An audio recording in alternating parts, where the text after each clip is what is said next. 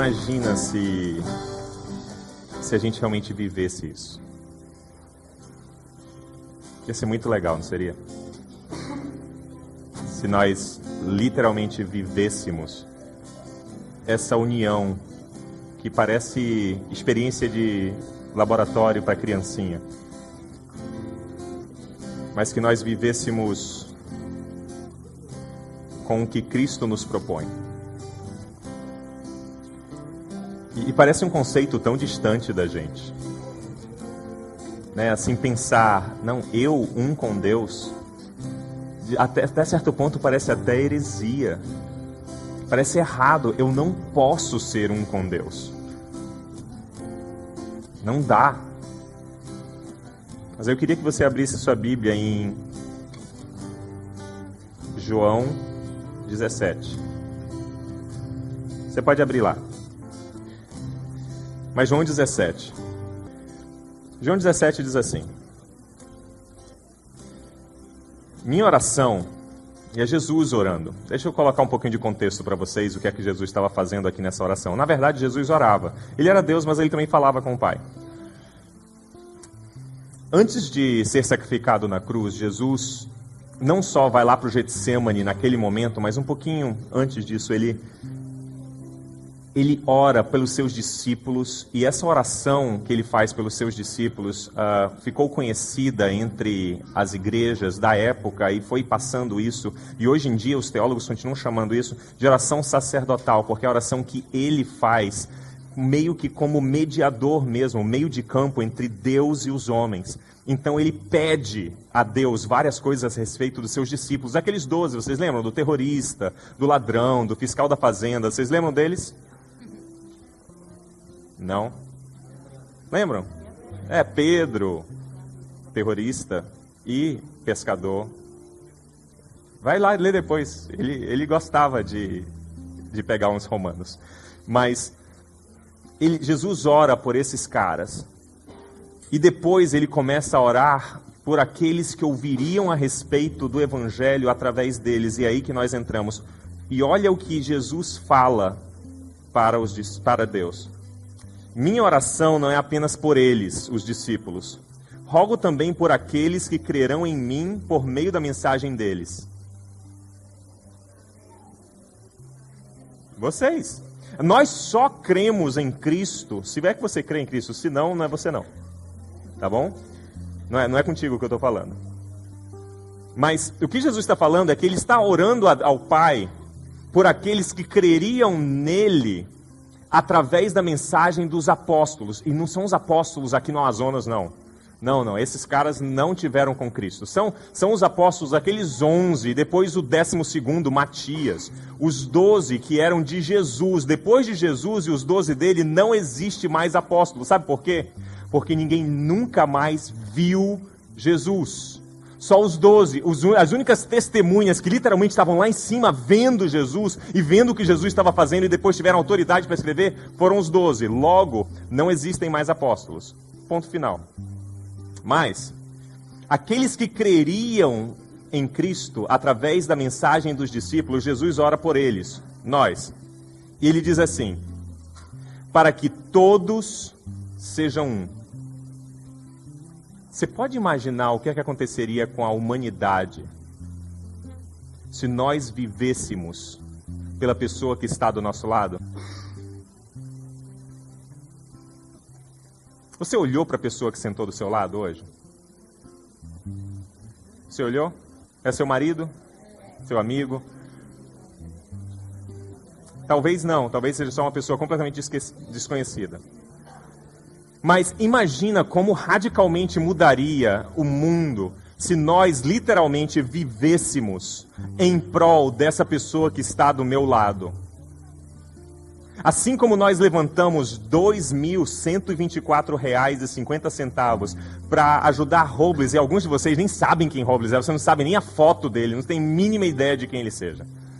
Imagina se nós literalmente colocássemos a mão no bolso para auxiliar pessoas que estão do nosso lado e nós nem ao menos conhecemos. A oração de Jesus ao Pai, há 2000 anos atrás, antes de morrer, por nós, era que nós todos fôssemos um. Imagina se não houvesse esse bando de divisão e briga entre tanta igreja que se chama pelo nome de Jesus Cristo. Imagina se nós realmente fôssemos um. Se em vez de ficar lutando por egos, quem faz o seu maior reino, nós simplesmente lutássemos para que Deus fosse o nosso rei através de Jesus Cristo, literalmente trabalhando nas nossas vidas todos os dias, e não mais lutássemos pelos nossos pequenos reinozinhos, mas lutássemos pelo reino dele, por aqueles que se chamam pelo nome dele e pela humanidade inteira. Na humanidade, a estimativa é que existem por volta de 3 bilhões de cristãos nominais. Você sabe o que é cristão nominal?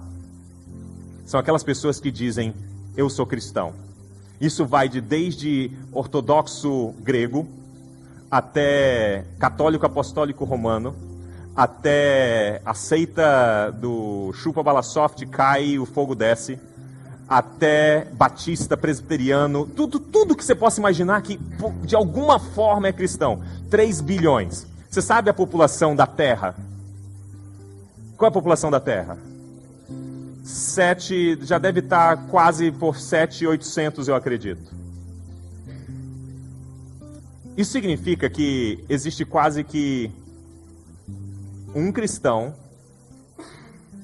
para alguém mais que não é cristão. E com isso aqui eu não estou falando a respeito de nós dominarmos a terra numa próxima cruzada, mas acabar com as necessidades da humanidade no mundo.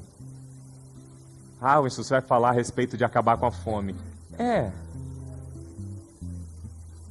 Imagina se só os cristãos vivessem o que o mestre deles pediu. Imagina como seriam os casamentos se nós realmente fôssemos um. Mas ele continua, e é aí que vem o chumbo grosso dele. Pai, como tu estás em mim e eu em ti. A última vez que eu olhei na doutrina da Trindade, o Pai e o Filho são um. Eles são de tal forma um que os pais da antiguidade diziam que eles são uma dança constante de na verdade 3, que se tornam um por não conseguirmos, na verdade, enxergar a diferença de nenhum deles, porque eles estão em todo momento se entrelaçando em suas propriedades. Muita coisa para o seu caminhão, beleza, mas eles são um. E a oração de Jesus é que nós sejamos um como eles. E ele continua. Que eles também estejam em nós para que o mundo creia que tu me enviaste. Dei-lhes a glória que me deste, Jesus dizendo, para que eles sejam um, assim como nós somos um, eu neles e tu em mim. Que eles sejam levados à plenitude da unidade, para que o mundo saiba que tu me enviaste e os amaste como igualmente me amaste. Vocês conseguem ver que o desejo de Cristo era que nós de tal forma fôssemos um, não só uns com os outros, mas até mesmo com Deus, e assim compartilhássemos do que Deus é. Na antiguidade existia uma crença que transferiu-se de certa forma a nós também, de que quando nós, na antiguidade, comíamos parte do outro, aquele outro passava a ser parte constitutiva de nós. Já ouviu falar nos Yanomami? Eu já falei isso aqui alguma vez atrás. Eles também creem nisso. Eles creem que se nós ou eles comerem aquele mingau de banana deles, de alguma forma as propriedades daquele que morreu e foi feito o pozinho dele com cremação, não artificial como nós fazemos, mas literalmente na fogueira, aquele mingau traria as propriedades daquele homem sábio, bom caçador, para aqueles que assim comessem. É por isso que, por causa dessa mesmo campo semântico de crença, que na antiguidade, Jesus, 2000 anos atrás, Jesus pôs a mesa na frente dos seus discípulos antes de ser levado à cruz. e partiu o pão e disse: este é o pão, esse é o corpo, e eu parto o corpo, e esse corpo é um corpo que eu parto para que vocês tenham vida. E depois ele diz: essa é a aliança, esse é o sangue, esse é o cálice, é o sangue com o qual eu vou fundar uma nova coisa, e essa nova coisa, esse novo pacto é justamente não mais Deus num templo e a humanidade separada dele, mas Deus dentro do homem. Deus em nós e nós em Deus. O princípio é mais ou menos o do detergente mesmo. Jesus Cristo tem a capacidade, a propriedade de alcançar a humanidade e de alcançar o divino também e de ser o link, o elo, a conexão, a única, o mediador entre Deus e os homens. E não é simplesmente, beleza, agora quando eu morrer eu vou para o céu. Muito legal, quando eu morrer eu vou para o céu. Mas, e até você morrer?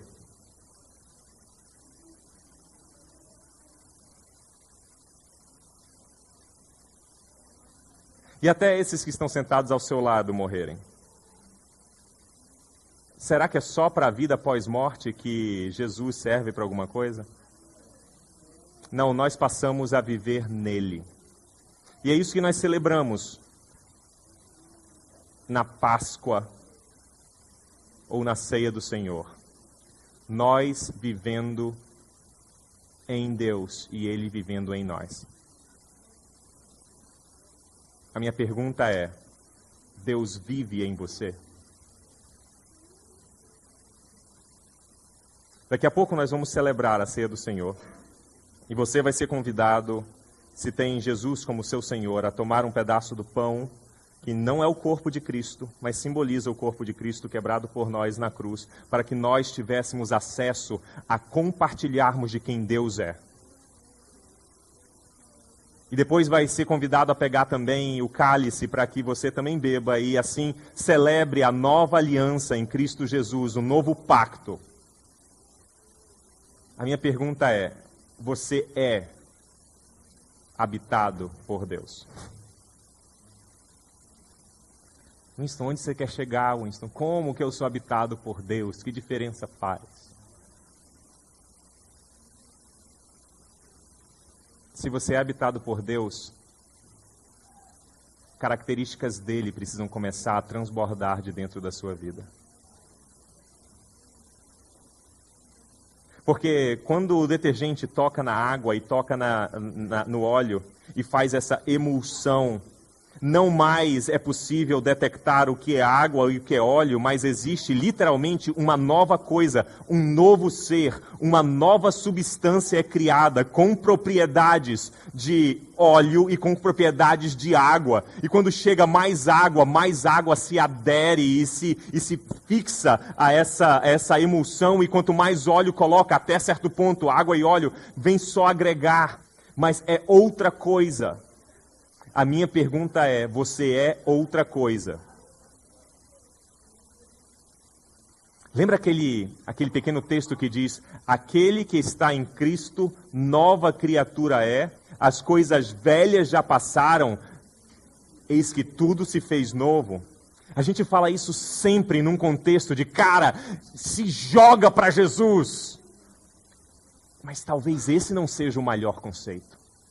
O momento de falar sobre isso é realmente um momento de questionamento, de perguntar: você é uma nova criatura?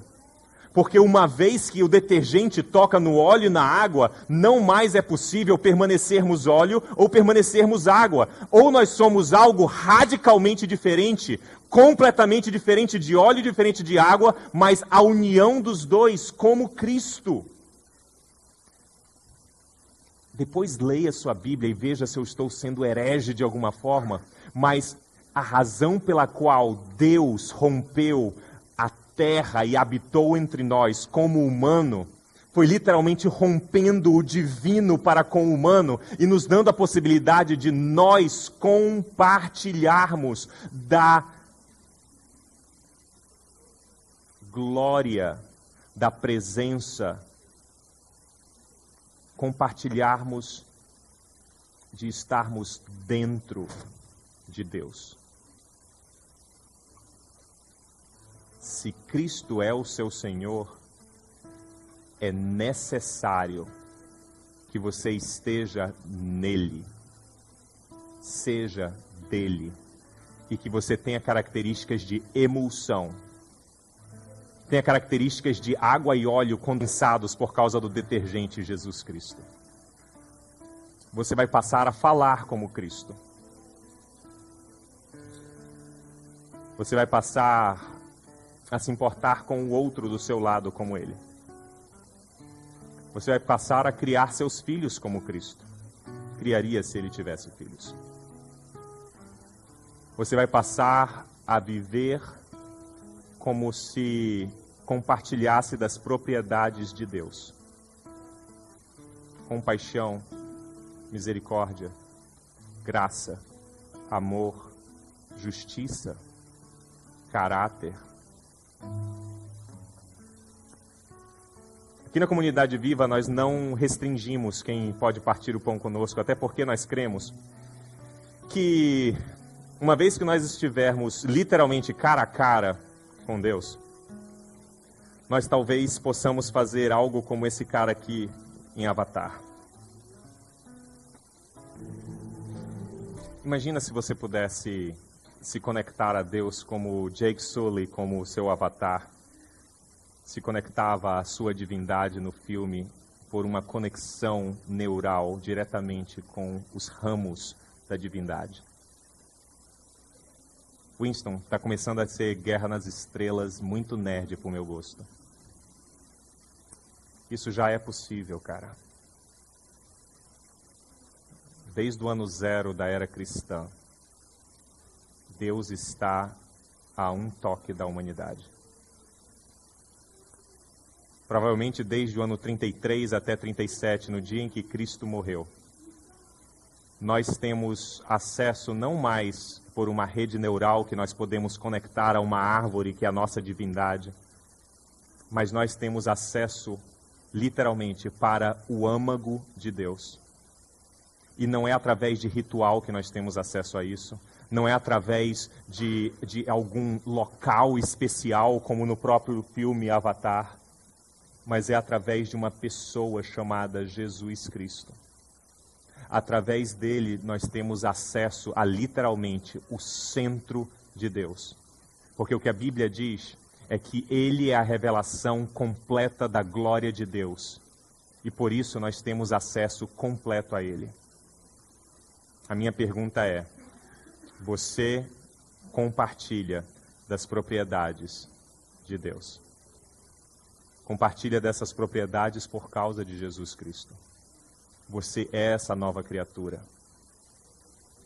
Já existem novas características em sua vida por causa de ele habitar em você e você estar dentro dele. Se essa é a realidade na sua vida, você é convidado a participar conosco de um lembrete do sacrifício que foi feito por nós, para que, como Jake Sully, nós pudéssemos ter contato direto com Deus. Literalmente dar um passo a uma realidade divina. Eu não creio nisso, mas os pais orientais da antiguidade, da igreja primitiva, criam que literalmente existiria uma divinização da humanidade. De por causa de Jesus Cristo, nós passaríamos a compartilhar características divinas. De fato. E se eles estiverem certos? E se através de Cristo, por causa do poder que ele tem, nós possamos ter características de Deus, que às vezes por alguns é chamado de fruto do Espírito. Amor, paz, alegria, paciência, domínio próprio, e assim vai a lista. Essas características precisam existir, se é que nós estamos nele e ele está em nós, e nós somos essa emulsão homem-Deus. Se isso é realidade em sua vida, enquanto nós cantarmos perdão e graça, Você pode vir até a mesa, pegar um pedaço do pão, simbolicamente, o corpo de Cristo, totalmente simbólico. Porque o pão continua pão de qualquer jeito, quando o padre ora, quando o apóstolo ora, quando o pastor ora, ou quando você em casa resolve celebrar a ceia com a sua família e junta os filhos e diz, você sabe o que é esse pão? Esse pão é o símbolo de que Cristo fez por nós na cruz, ele quebrou o seu corpo para que nós tivéssemos acesso a Deus. E da mesma forma, o vinho continua vinho, que na verdade aqui é suco de uva, porque nós amamos os nossos irmãos alcoólatras. E nós temos irmãos alcoólatras entre nós, por isso não tem álcool aqui. Mas não é porque o álcool seria algo pecado. Não, não. É porque nós amamos os nossos irmãos. Mas isso continua suco de uva. Mas é um suco de uva especial, sabe por quê? Da mesma forma que aquela Coca-Cola é especial quando você está celebrando o aniversário da sua esposa. É a mesma porcaria da Coca-Cola. Mas quando a pessoa que você celebra é a pessoa mais importante da sua vida, ela tem um gosto todo especial.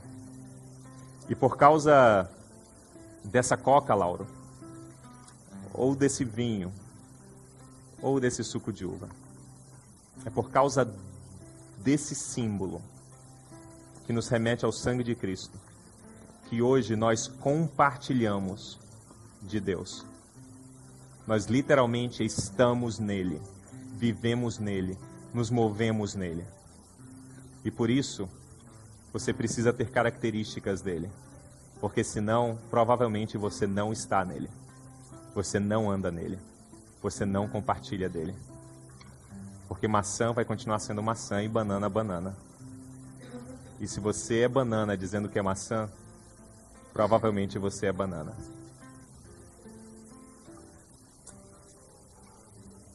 Eu espero que vocês sejam essa emulsão, Deus, homem.